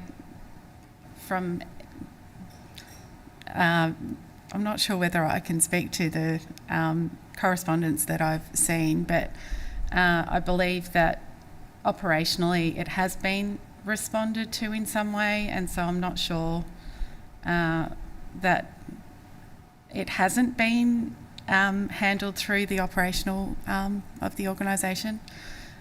I don't know. I just, leave it there. Thanks. Thank you, Councillor Adams. Councillor Hodgson, you're the only councillor who hasn't spoken. Would you like to speak? No? As there has been some dissent, I'll ask Councillor Byrne whether she would like to close on why it be considered urgent. Sure. Well, we obviously heard from the Director before that there's a certain time where it needs to go to print. So I don't think that that's particularly contentious. And then obviously had the notification of the exact time of when it became urgent. I suppose this is something that it's much easier to do now under urgent business than to have to call another meeting in order to try to get this fixed, which obviously wouldn't be preferable. very concerned that councillors potentially not realising that this is to, we're only debating whether or not it's urgent and it fits the criteria. I completely understand that what potentially is about to come into the chamber might not sit well in people's guts. It's something that isn't, necessarily fun to talk about. I get that, but it does meet all of the criteria. It is something that is urgent. We have passed urgent business before, and I suppose I'll be pretty disappointed, obviously, if it doesn't get up. Thanks. And Thank you, Councillor Byrne. So I'll put to the vote that the matter be considered urgent. All those in favour? That is carried unanimously. I'll now ask Councillor Byrne to present her motion. Thank you, Mayor. I would like to move that Council resolves to direct the CEO to allow councillors to use free speech in their Valley View comments, provided that their comments align with an endorsed position of Council. This includes whether a councillor supported or did not support any item from a previous Council meeting. Thank you, Councillor Byrne. I'll ask one whether councillors are familiar with what's been moved. I'll now ask for a seconder. Is there a seconder? Councillor Bedio. Councillor Byrne. Thanks, Mayor. And I suppose at a councillor level, we do try to deal with the issue. And I've been told many times, if you don't like what's going on, then we're actually in the position where we can change it. And I feel really strongly that councillors should have a strong voice within the community, and sometimes that voice may not necessarily be something that everyone wants to hear. Now, the budget last week was obviously, 2 weeks ago, was obviously contentious, and just to be honest where this has come from, my Valley View quote had examples of how much we were raising rates and how much our garbage charge was going up, and there was one other thing that I put in there, which is an endorsed council position. And the feedback that I received was that it wasn't necessarily appropriate for it to be a Valley View quote, and that it wouldn't necessarily be seen in a great light of council. And for me, that's heartbreaking and really disappointing, to be honest. We get between, and it does vary slightly, but normally between 40 to 50 words once every 3 months in a Valley View magazine to send out to people within the municipality, a very few amount of words. And I think that as councillors, as elected representatives, we should be able to use those words, obviously in a respectful way, but in a way where we can highlight what's going on in our municipality. Now, I think the cost of living crisis that we're currently in is something that is pinching a lot of people in our city. And there are going to be a lot of people who open their rates notices and will be really, really upset with what they see. And that's something that I didn't agree with, and I haven't agreed with for a long time. I don't think anyone around this chamber would think that I've constantly sort of brought up this issue. And so I want to write about it. And it's the truth. It's how I feel. It is an endorsed council position. It is what's come through the chamber. And I know that it's not... I understand that it's a corporate publication, but what are we doing as a council if we're not showing the good, bad, the ugly? We need to be honest with our community, and I feel like by leaving out particular things or not allowing councillors to put in what they want to say, it doesn't sit right with me. And so I am trying to go about this the best way. I know that there's the option that we can use our social media and whatnot, but there's a lot of people who don't use social media. I'm not in the position to do a mail out to everyone in the city. I think that, as I said, as long as the 40 to 50 words are respectful, I honestly don't really see the issue, and I would hate to be seeing councillors being muzzled in the 40 to 50 words that we have very rarely. Thank you. Thank you, Councillor Byrne. Councillor Bedio. Thanks, Mayor. Look, I am approaching this matter out of principle. I'm an advocate for freedom of speech. I believe that whilst we are councillors, we are also individuals who represent our respective communities, and that freedom should extend to us. There are important caveats on this, however. Obviously, what we say needs to be in compliance with our media policy, needs to be in compliance with our code of conduct, and in doing so, that we can only speak on endorsed council positions. That being said, there isn't really anything in those policies that states that the communication must be framed in a positive framing. Sometimes, as Councillor Byrne said, we need to be frank with our residents. And obviously, so long as that's in the form of an endorsed council position, then I don't see there being anything wrong with that. So, for that reason, I support this urgent business. Thank you, Councillor Bedio. Would any other councillor like to speak?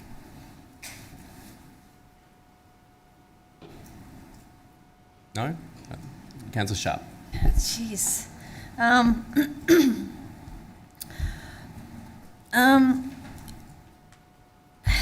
I think, obviously, I understand, as I said, Councillor Byrne's position. I haven't seen what you wanted to write, so I have no indication on that or my feelings on that. But I think, generally speaking, anything to do, as I said before, with media and the like is in our code of conduct and in the media protocols and all the rest of it. I don't know. I feel like something's not really adding up for me, to be honest, because I've never ever seen in the past that any one of us councillors has ever been told that our comments are not appropriate potentially, or that they shouldn't be in Valley View. So I don't quite get, I guess, why this is happening now. I think it can be really, really difficult to use. Well, say we're talking about the budget, was mentioned before, to use percentages and stuff when, I don't know, they can vary a bit, I guess, and I don't know, maybe that's what the issue is. I don't know what the issue is. But for us as a council to resolve to direct the CEO to allow councillors to use free speech, that concerns me, because I certainly don't feel gagged by this council. I certainly don't feel like I have to say a certain thing, and if I don't like something, I say it.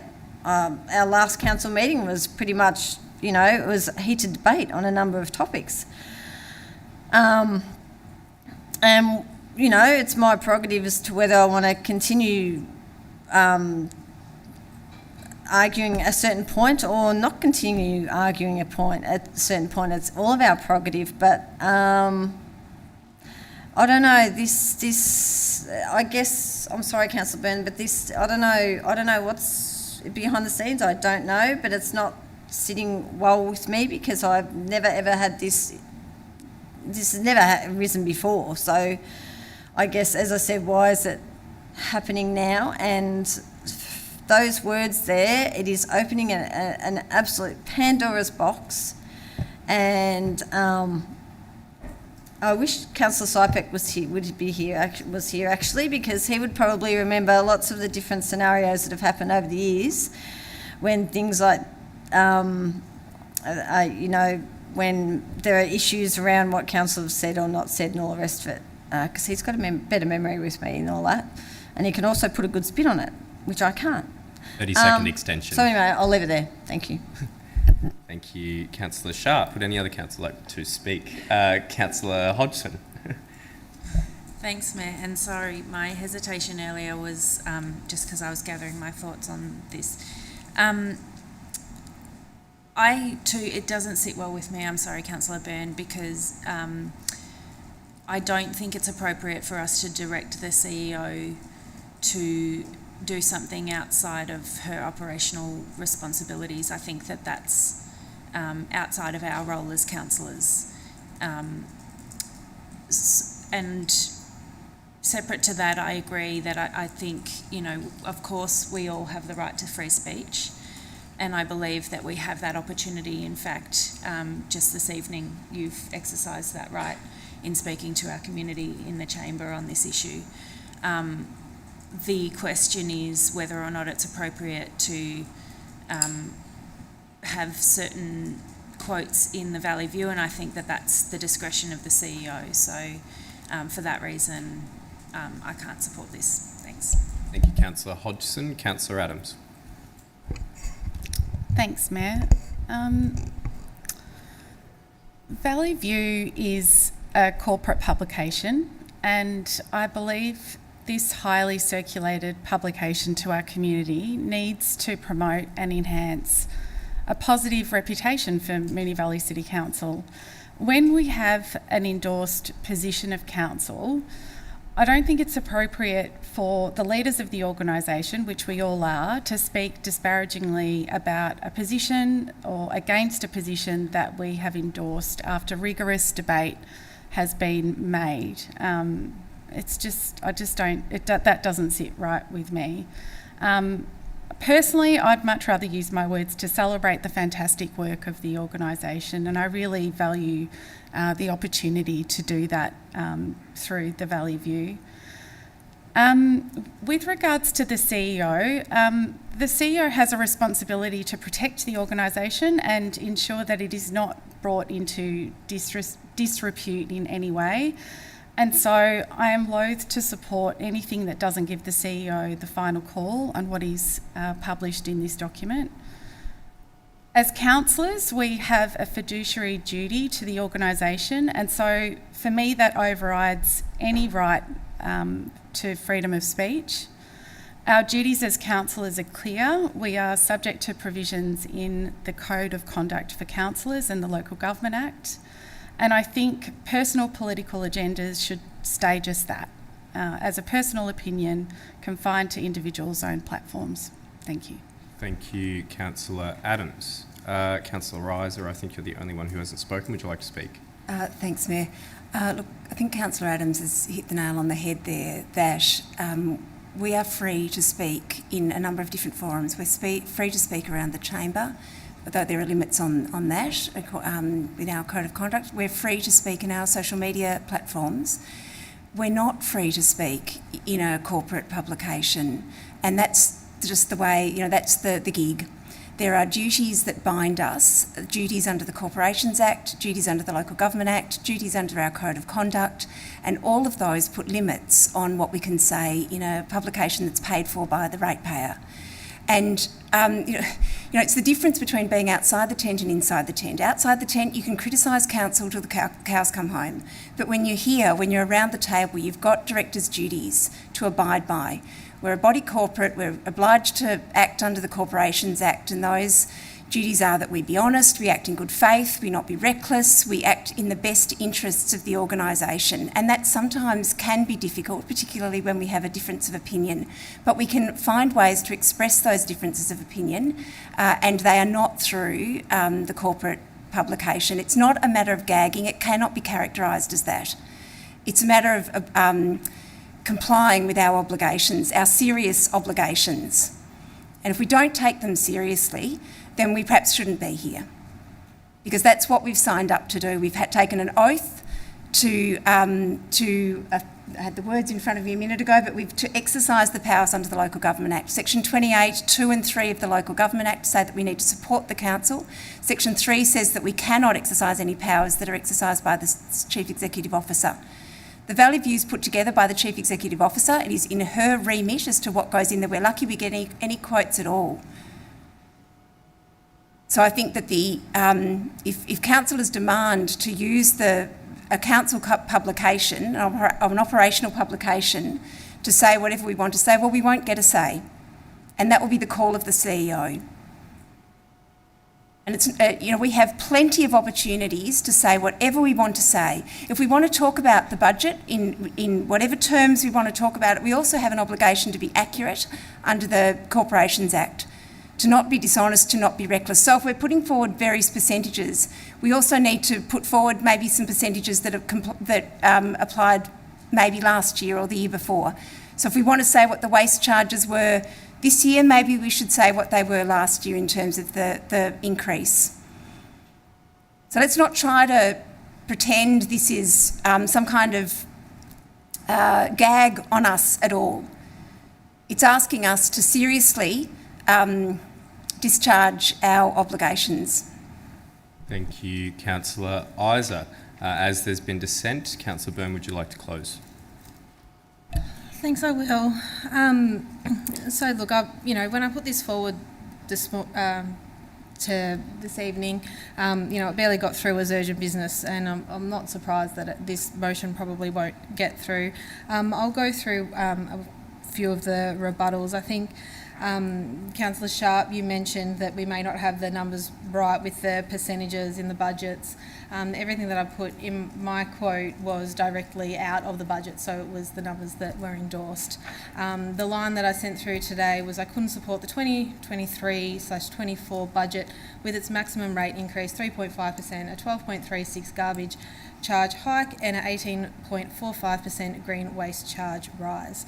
They're all fact. They've come straight out of the budget. You said, Councillor Sharp, that you don't feel gagged and that it's never arisen before. Well, I do feel gagged. I do feel like I can't say what I want to say, and I think that is disappointing. And as I said, I have tried to potentially find a way around it, and I think it's great that you've never had your comments being told that you can't say what you want to say to the community. It's great. I have, and another councillor has. So, that is what it is. I completely understand that the corporate publication is supposed to promote and enhance. I think there was also comments about it being honest. I'm not sure how honest we're being if we're deliberately excluding information that I think people would want to know just because they're not necessarily likeable parts of the budget. That's not how I think media should work. When we look at news articles, people always get so Additional angry. 30 seconds, Councillor Byrne. Thanks, Mayor. People get so angry when they say, why did they only say one side of the story? There's always another side to the story. Well, I think that we need to have a show the holistic picture to the community, and we're deliberately leaving bits out, and I just don't agree with that. I've tried doing this as a way to potentially fix it. It is what it is. I've tried. Thank you, Councillor Byrne. I will put that to the vote. All those in favour? That is Councillors Bedio and Councillor Byrne. All those against? Councillor Adams, Hodgson, Isa, Sharp, Tyson. I declare that lost. I'll now. Is there any other urgent business? If not, item 12 is confidential reports, and we have two listed on the agenda this evening. Councillors, I need a mover and seconder that Council resolves to close the meeting to the public pursuant to section 66(2) of the Local Government Act 2020 to discuss the following matters as they are considered confidential under the terms of section 3(1).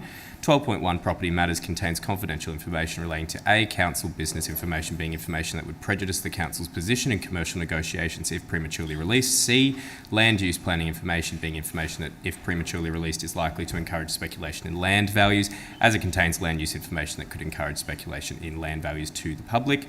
And 12.2 Microsoft licenses renewal contains confidential information relating to G, private commercial information being information provided by a business, commercial or financial undertaking that 2, if released, would unreasonably expose the business, commercial or financial undertaking to disadvantage, as the quote is considered commercial in confidence. Moved, Councillor Bedio, seconded, Councillor Hodgson. I'll put that to the vote. All those in favour? Carried unanimously. This is the point in the night where we say goodbye to those joining us in the chamber and at home. Thank you very much for joining us this evening, and we'll see you in a few weeks for the next council meeting. Thank you very much and good night.